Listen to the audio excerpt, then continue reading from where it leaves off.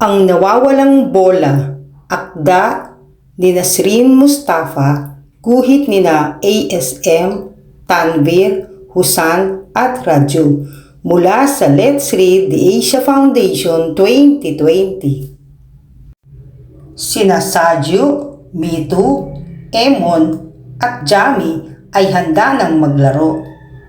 "Sandali lamang, kukunin ko ang aking bola," ang sabi ni Jami. Nagmamadaling pumasok si Jami sa kanyang silid. Naku po! Ang kanyang kwarto ay sobrang makalat. Saan kaya magsisimulang maghanap si Jami ng kanyang bola? Ang bola ba ay nasa kanyang kama? Naku! Wala! Ang bola kaya ay nasa kanyang mesa? Naku! Wala rin!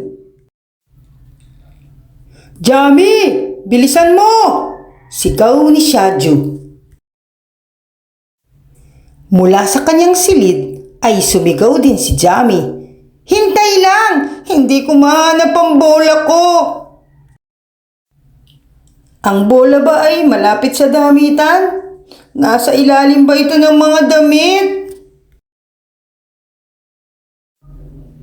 Hindi! Wala rin dito ang bola! Sumagot sina Saju, Mitu at Emon. "Naiinip na kami, Jami! Hindi na namin kaya maghintay! Alis na kami!"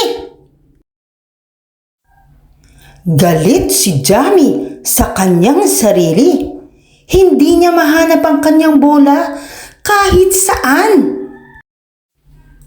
Ngunit mukhang naging malinis ang kanyang silid. Maliban sa kahong iyon sa ibabaw ng estante. "Tingnan mo! Narito ang bola!" Sa sumunod na araw, hinanap ni Jami ang kanyang mga kaibigan. Ngayon, may bola na silang gagamitin sa paglalaro. Ang nawawalang bola. Nagustuhan niyo ba ang kwento? Bukas muli. Paalam!